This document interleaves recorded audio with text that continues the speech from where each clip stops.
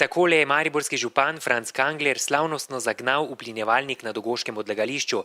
Njegova osrednja naloga je sežig škodljivih plinov, ki nastajajo na odlagališču. Računamo na to, da ti vplivi negativni, ki so bili doslej, da teh več ne bo, predvsem v smislu vonjav, ki so pač ovirali tukaj živeče. Zdaj sama sanacija odlagališča bo zaključena približno v roku meseca dni, vendar tukaj gre predvsem za površinska dela, kot so humusiranje pokrova odlagališča, utrjevanje oziroma gramoziranje poti in v roku meseca dni bo zadeva popolnoma zaključena. Kljub temu, da so krajani po 3 letih končno dočakali zaprtje odlagališča v Dogošah, so do uplinjevalnika nezaupljivi. Zaenkrat, če nič ne verjamem, nič, bomo videli, kaj bo čas prinesel. Če bo boljše, vsekakor hvala. Če pa bomo še naprej imeli tako borno življenje, ko ga imamo zdaj, to bo pa zelo hudo. Morate pomisliti zdaj v tej vročini. Najhujše je bilo po noči, če vam povem, najhujše. In ravno po noči je bilo tisto, ko si v hladu, si bi lahko okno odprl. Mi sploh, ko smo starejši, se rabiš neki sveži zrak, ne? Ampak ga nisi mogel, če si imel odprto slučajno, da bi mislil, danes pa ne bo, ja, zbudilo te je, ne? In če te smrad zbudi, je pa to zelo hudo. Je današnji dan vesel za vas?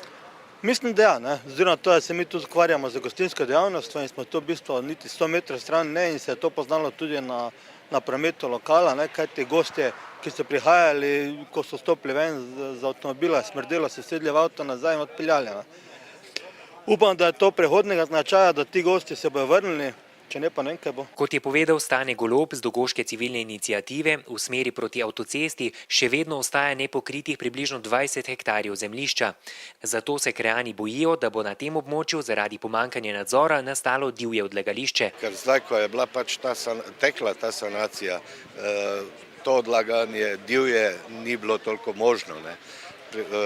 Glede na nedostopnost in, kako bi rekel, glede na zaprtost prostora, bo pa seveda zdaj nihče ne bo kontroliral, možno bo odvažanje vsega in najbolj nas je strah, da bo to avtomobilske gume, da bo to taki material, kjer bo možen potem žig in tako dalje. Na občini odgovarjajo, da bodo območje poskušali zavarovati tako, da podobnih odlagališč ne bo. S tem pa ne bom rekel, da ne bo kdo kaj metal tudi čez ograjo. Pač taki smo, videlo se je po akciji Očistimo Slovenijo, kako je hitro ponekod tudi kaj nastalo.